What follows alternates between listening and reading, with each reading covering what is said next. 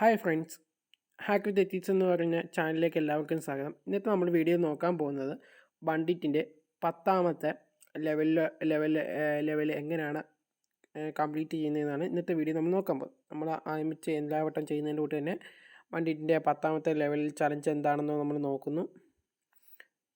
The password for the next level sorted in the file data.txt which contain the base 64 encoded ഡാറ്റയാണ്. അതായത് ഇത് ഈ പറഞ്ഞിരിക്കുന്നതെന്ന് വെച്ച് കഴിഞ്ഞാൽ പാസ്വേഡ് സ്റ്റോർ ചെയ്യിക്കുന്നതെന്ന് വെച്ചാൽ data.txt എന്നാണ്. അത് ആ പാസ്വേഡ് ബേസ് 64 എന്ന് പറഞ്ഞ എൻകോഡ് ചെയ്ത് വെച്ചേക്കുകയാണ്. ആ ഡേറ്റ ഡീകോഡ് ചെയ്താൽ മാത്രമേ ആ ഒരു പാസ്വേഡ് കിട്ടത്തുള്ളൂ. അപ്പോൾ അതിനുവേണ്ടി കുറച്ച് കമാൻഡ്സ് കൊടുത്തിട്ടുണ്ട്. പണ്ടത്തെ എപ്പോഴത്തേനും ഉണ്ടെങ്കിൽ grep, socket, unique, strings, base 64, tar അങ്ങനെ gzip, bzip 2, SSD ഇങ്ങനെ കുറച്ച് കമാൻഡ്സ് കൊടുത്തിട്ടുണ്ട്. അപ്പം നമ്മൾ ഇത് വെച്ചുകൊണ്ടാണ് ആക്സസ് ചെയ്യാൻ പോകുന്നത്. എല്ലാ വട്ടം നമ്മൾ ചെയ്യുന്നതിൻ്റെ തൊട്ട് തന്നെ ലെവൽ 0 പോയത് സൈറ്റിൻ്റെ ഇത് മാത്രം നമ്മൾ ജസ്റ്റ് കോപ്പി ചെയ്തെടുക്കുകയാണ്. കോപ്പി ചെയ്യുന്നു. ജസ്റ്റ് SSH bandit 10 ആണ് ഇവിടെ വരുന്നത്. 10 കൊടുക്കുന്നു, ആക്റ്റ് കൊടുക്കുന്നു. അത് കഴിഞ്ഞ ശേഷം സൈറ്റ് ഇവിടെ കോപ്പി പേസ്റ്റ് ചെയ്യുന്നു, -p കൊടുക്കുന്നു. പോർട്ട് എന്ന് പറയുമ്പോൾ 2220 കൊടുക്കുന്നു.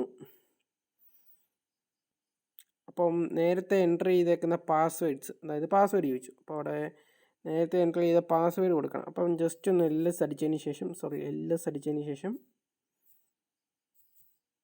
password.txt എന്ന് പറയുന്ന ഫോൾഡറിനകത്താണ്. അപ്പം അവിടെ ക്യാറ്റ് എന്ന് പറയുന്ന കമാൻഡ് കൊടുത്തതിന് ശേഷം password.txt 10 പാസ്വേഡാണ്. അപ്പം 10 കയറാനുള്ള പാസ്വേഡ് നമ്മൾ ഇവിടുന്ന് എടുത്തു കഴിഞ്ഞു.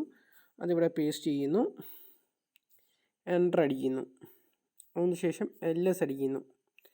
അപ്പോൾ data.txt എന്ന് പറയുന്ന സാധനം ഇവിടെ ഉണ്ട്. അപ്പോൾ നമുക്ക് ജസ്റ്റ് നോക്കണ്ടായോ എങ്ങനെയാണ് ആ ഒരു എൻകോഡ് ചെയ്തേക്കുന്ന ഫോർമാറ്റും കാര്യങ്ങളൊക്കെ അറിയാൻ വേണ്ടി നമ്മൾ ജസ്റ്റ് ഇങ്ങനെ നോക്കുന്നു. അപ്പം ഇങ്ങനൊരു ഇതാണ് കിട്ടുന്നത്. അപ്പം ഇനി ഇതിനെ ഡീകോഡ് ചെയ്യണ്ടായോ. അപ്പം അതിന് വേണ്ടി ഈസി ആയിട്ട് നമുക്ക് വീണ്ടും LS അടിക്കുകയാണ്. ക്യാറ്റ് എന്ന് തന്നെ കമാൻഡ് കൊടുക്കുന്നു. data.txt ആണ് പാസ്വേഡ് ഇരിക്കുന്നത്. അത് അതേപടി ഇവിടെ കൊടുക്കുന്നു. ഒരു പൈപ്പ് സിമ്പിൾ യൂസ് ചെയ്യുന്നു. എന്നിട്ട് ഞാനിവിടെ ബേസ് 64 എന്നുള്ളത് കൊടുക്കുന്നു. എൻക്രിപ്റ്റ് ചെയ്തേക്കുന്ന അതേ ഇത് തന്നെ കൊടുക്കുന്നു. 64 കൊടുക്കുന്നു. 64 കൊടുത്തതിന് ശേഷം ഒന്നെങ്കിൽ നിങ്ങൾക്ക് ഡീകോഡ് എന്ന് കൊടുക്കാം, അല്ലെങ്കിൽ -d എന്ന് കൊടുത്തതിന് ശേഷം എൻ്റർ അടിക്കുക.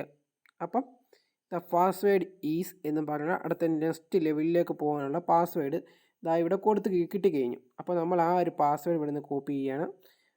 അത് കഴിഞ്ഞ ശേഷം ഇവിടുന്ന് എക്സിറ്റ് എന്ന് പറഞ്ഞ കമാൻഡ് കൊടുക്കുകയാണ്. എക്സിറ്റിന് തന്നെ കമാൻഡ് കൊടുത്തതിന് ശേഷം വീണ്ടും LS അടിക്കുന്നു. പാസ്വേഡ് അടുത്ത ലെവലിലോട്ട് പോകാനുള്ളത് കോപ്പി കൊടുക്കണം.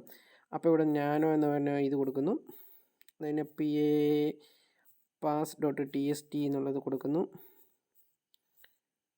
എന്നിട്ട് ആരോ ഇങ്ങനെ ക്ലിക്ക് ചെയ്ത് താഴെ കൊണ്ടുവന്നതിന് ശേഷം ഈ ഒരു പാസ്വേഡ്, അതായത്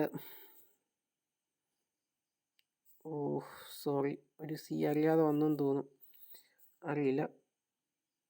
അതായത് അടുത്ത ലെവലിലോട്ട് 11ാമത്തെ ലെവലിലോട്ട് പ്രവേശിക്കാനുള്ള പാസ്വേഡ് നമ്മളിവിടെ കൊടുത്തു കഴിഞ്ഞു. എന്നിട്ട് എല്ലാ വട്ടം ചെയ്യുന്നതിനോട്ട് Ctrl+C Ctrl+X അടിക്കുക. അപ്പം ഫയൽ സേവ് ചെയ്യാൻ ചോദിക്കും, മിസ് കൊടുക്കുക.